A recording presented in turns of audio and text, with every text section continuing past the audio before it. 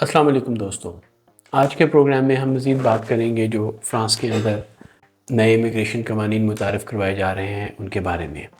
میں سید احمد جلال travel dose کے ایک نئے ایپیسوڈ کے ساتھ آپ کی خدمت میں دوبارہ سے حاضر ہوں۔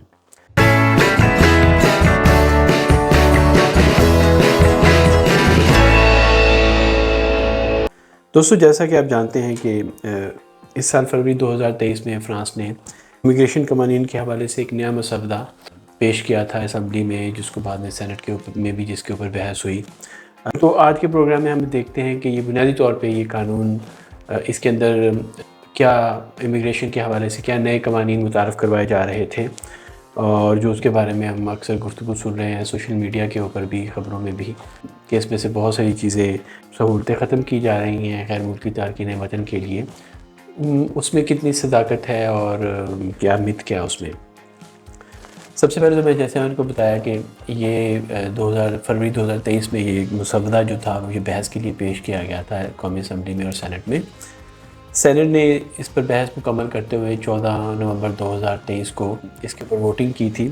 اس میں بنیادی مسودے میں کافی ساری ترامیم بھی کی گئی تھی،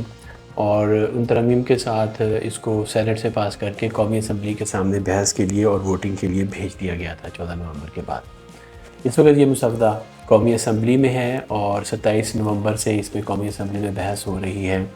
اور جو ترامیم سینٹ میں سے ہوئی تھی اس کے علاوہ مزید اس پہ بحث ہو رہی ہے کہ اس کو کس شکل میں پاس کیا جائے۔ اس میں 2-3 بنیادی چیزیں ہیں۔ سب سے پہلے تو یہ ہے کہ یہ قانون جو ہے امیگریشن کے حوالے سے اس کا نام ہی ہے لو پروجے دو لا لوا سور ل'immigration 2023، یعنی کہ 2023 کا امیگریشن قوانین کے اوپر جو مسودہ ہے اس کو نام دیا گیا ہے۔ اس میں خاص طور پہ غیر ملکی تارکین وطن جو کہ irregular سچویشن میں ہیں ان کو کیسے ڈیل کیا جائے، اس کے ساتھ ساتھ ری گروپما فیملیار یا فیملی ری گروپنگ میں جو لوگ آتے ہیں ان کے اوپر جو کنڈیشنز آلریڈی اپلائی ہوتی ہیں ان میں کیا تبدیلیاں لائی جانی چاہیے، کیا ریفارمز لانی چاہیے۔ اس کے ساتھ ساتھ جو میڈیکل ایڈ ہے جس کے بارے میں پہلے پروگرام بھی کر چکا ہوں، جس کو خاص طور پہ ایڈ میڈیکل دیتا کہا جاتا ہے، یہ ایسے افراد کے لیے ہوتی ہے جن کے پاس کوئی لیگل سٹیٹس یہاں پہ نہیں ہوتا، جو irregular ہوتے ہیں لیکن وہ بھی 100% مفت علاج کی سہولتیں حاصل کر سکتے ہیں۔ اس کے اوپر بھی آ کر وہ بحث ہو رہی ہے۔ تو اس میں میں اس پہ پروگرام کیونکہ ابھی اس مسودے نے قانون کی شکل اختیار نہیں کی تو اس پر کوئی بھی بحث کرنا اس وقت لا حاصل ہوگا۔ تاہم ایک چیز ذہن میں رکھنی چاہیے کہ یہ قانون اگر پاس ہوتا ہے تو اس کے نتیجے میں اگر کچھ امینڈمنٹ کے ساتھ پاس بھی ہوتا ہے تو اس کے نتیجے میں جو غیر ملکی تارکین وطن ہیں ان کے لیے پیپرز کے حصول میں کافی مشکلات کا سامنا کرنا پڑے گا ان کو۔ اس کے ساتھ ساتھ نیشنلٹی کے حصول میں بھی کافی سختی لائی جائے گی۔ اس سے پہلے جو بچے فرانس میں پیدا ہوتے ہیں وہ ایک خاص عمر کو جا کے 13 سال کی عمر میں جا کے فرینچ نیشنلٹی حاصل کر سکتے ہیں۔ اس کو بولتے ہیں رائٹ آف سوئل، کہ وہ اس رائٹ آف لینڈ بھی کہہ سکتے ہیں آپ کو، کہ وہ اس سرزمین پر پیدا ہوئے تو ان کو نیشنلٹی کا حق ہے۔ اس میں ترامیم لائی جا رہی ہیں، ان کو آٹومیٹکلی حق نہیں ملے گا۔ اس کے ساتھ ساتھ جو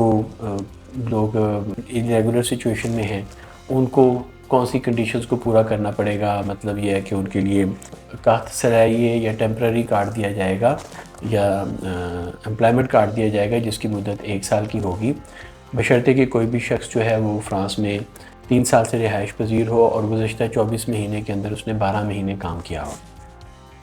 اس کے ساتھ ساتھ جو لوگ اسائلم سیکرز ہیں جن کے اوپر میں نے پچھلے پروگرام میں ذکر کیا تھا کہ شاید جو لوگ اسائلم اپلائی کریں گے اور اس میں اگر ان کا کچھ خاص ممالک سے تعلق ہوگا تو ان کو فوری طور پر کام کی اجازت کا وہ حق رکھتے ہوں گے، اس چیز کو بھی انہوں نے سینٹ میں ختم کر دیا ہے۔ وہی پرانا قانون برقرار ہے کہ کوئی بھی دماندار ذیل جس نے اسائلم اپلائی کی ہوئی ہے اگر اس کا کیس 6 مہینے سے اوفرا میں چل رہا ہے، اس کے اوپر کوئی ڈیسیجن نہیں آیا تو اس صورت میں وہ کام کی اجازت طلب کر سکتا ہے۔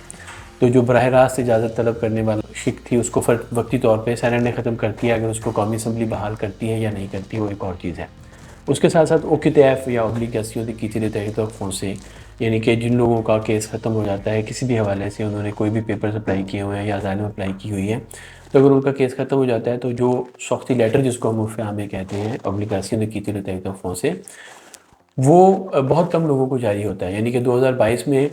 ٹوٹل 6.9% جو OQTF تھے ان کے اوپر عمل درآمد کیا گیا تھا، تو اس چیز کے اوپر بھی وہ کافی فوکس کر رہے ہیں کہ یہ جو OKTF ایک تو دیا جائے اور دوسرا اس کے اوپر عمل درآمد کیا جائے، یعنی کہ لوگوں کو ڈپورٹ کیا جائے، ان کی ایکسپلشن کی جائے فرانس سے جو irregular سچویشن میں ہیں۔ ایڈ میڈیکل ایتا کو ختم کر کے اس کی جگہ ایڈ میڈیکل en urgence، کہ وہ ایسے لوگ جن کو بہت سیریس بیماری ہے یا وہ پریگننسی میں ہیں کچھ لوگ، یا مطلب یہ ہے کہ ان کو بیماری ایسی ہے جو کافی سویئر بیماری ہے، تو اس صورت میں ان کو ویکسینیشن وغیرہ ہوتی ہے، اس کے لیے اگر وہ چاہیں تو مطلب وہ سہولت مل سکتی ہے۔ جو اوورآل 100% یونیورسل ہیلتھ کور ہوتا ہے اس کو وہ ختم کرنے کا سوچ رہے ہیں۔ بہرحال یہ وہ ساری چیزیں ہیں جو ابھی تک پاس نہیں ہوئی، ابھی یہ سلسلہ چل رہا ہے۔ ہم دیکھتے ہیں کہ نیشنل اسمبلی سے پاس ہونے کے بعد اس قانون کی کیا صورتحال بنتی ہے، اور اس کے اوپر پھر مزید ہم تفصیل سے فرداً ہر ایشو کو لے کر بات کریں گے۔ اپنا بہت خیال رکھیے گا، اگلے پروگرام میں آپ سے ملاقات ہوتی ہے، اجازت چاہتا ہوں، اللہ حافظ۔